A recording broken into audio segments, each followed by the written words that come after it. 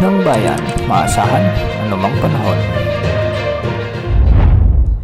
Magandang araw po sa ating lahat. Narito na ang update sa lagay ng ating panahon ngayon at sa magiging lagay ng ating panahon sa susunod na 24 oras. Sa kasalukuyan ay Intertropical Convergence Zone o ITCZ ang nakakaapekto ngayon sa malaking bahagi ng Mindanao, samantalang easterlies din ang nakakaapekto sa nalalabing bahagi ng ating bansa. Makikita nga natin sa ating satellite animations na may mga kaulapan at ilang mga makakapal na kaulapan na bumabalot sa mga rehiyon ng Davao, sa may Sorsogon, sa may Bangsamoro region, sa may Zamboanga Peninsula hanggang sa Palawan, at ito ay dahil sa epekto ng umiiral na Intertropical Convergence Zone.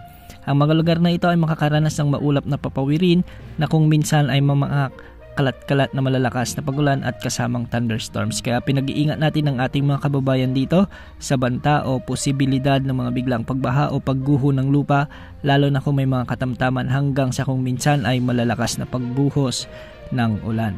Samantala sa Luzon ay asahan naman ang mainit na panahon dahil sa umiiral na easterlies. Maraming lugar ngayon ang nakakaranas ng maalinsangang panahon, ngunit may mga lugar ding nakakaranas ng bahagyang maulap hanggang sa maulap na kalangitan na may mga isolated rain showers and thunderstorms.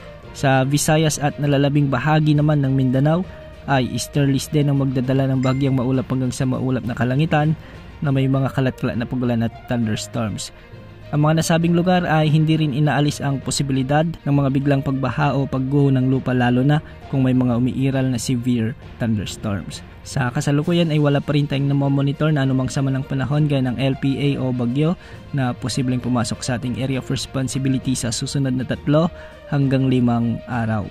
Sa mga susunod na araw ay patuloy na magdadala ng malinsangang panahon ang easterlies at ang pag-iral ng Intertropical Convergence Zone naman, lalo na sa katimugang bahagi ng ating bansa. Para naman sa lagi ng mga pag-alon sa ating karagatan, ang mga baybayin sa Northern Luzon ay posibleng mabot ang mga pag-alon hanggang 2.5 meters, samantalang sa nalalabing bahagi ng bansa ay hanggang 2.5 meters din ang inaasahang mga pag-alon.